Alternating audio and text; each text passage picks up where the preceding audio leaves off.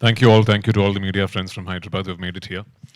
Uh, la- one more film after Salar 2 Telugu. Okay, one more film. Okay. So last time I was in Hyderabad, I was talking to you about a film in which I played the king. You know, I played Varadaraja Mannar in Salar. Now I'm talking to you about a film in which I play a slave, Najib from Aadajeevitham. The difference being Varadaraja Mannar and Salar is entirely Prashant Neil's imagination. Najib and Aadajeevitham is real life.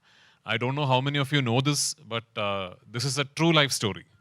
Najib is alive and well amongst us today, and the book was written from his first person account of what he went through, uh, the ordeal he had to suffer in the early 90s when he went to the Gulf in search of a better life. The book was written by Benjamin. In 2008, it was published. And immediately it became a smash hit. Like all over Kerala, people were talking only about that one book. And in about 1 month, all of us, all actors, directors, everybody was like, Aadajeevitham, we have to somehow get the rights. We have to try and make a film. As destiny would have it, the one filmmaker who managed to get the rights is Blessy sir.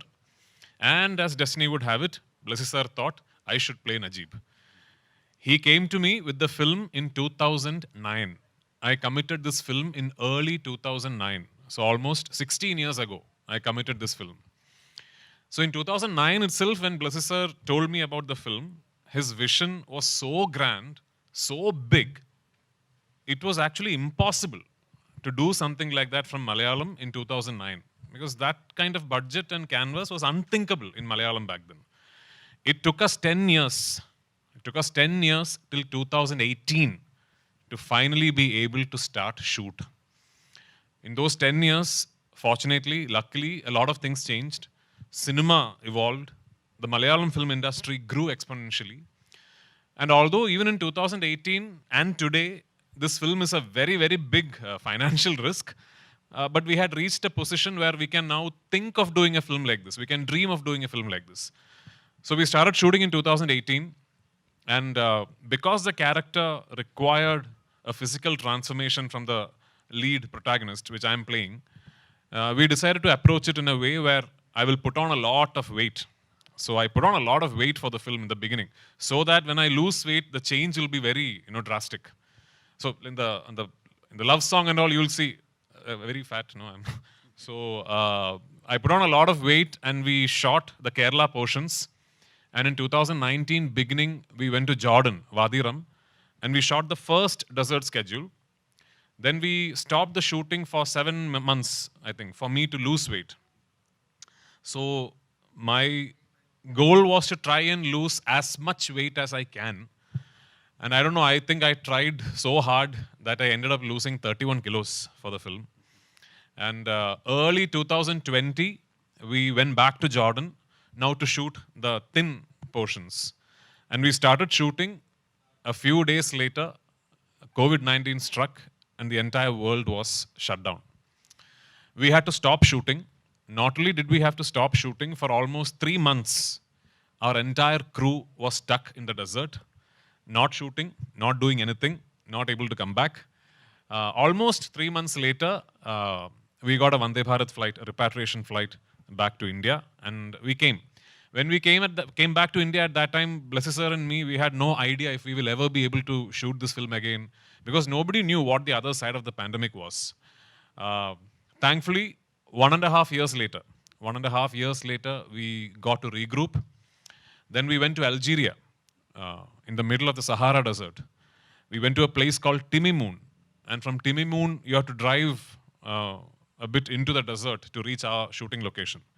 I don't think any film crew has ever been there, and I don't think it is going to be easily possible also, because it will need one madman like this to actually take a 120-member crew and go to some place like that. It's like right in the middle of the Sahara Desert. So we shot one big schedule there in Algeria. Then we came back to Jordan, and we finished what we could not finish in 2020. Finally, we came back to Kerala, and in 2022, we finished some patchwork of the film, and in 2022, finally, the journey that started in 2008 in at least the principal photography came to an end. Then it was 1.5 years of post-production.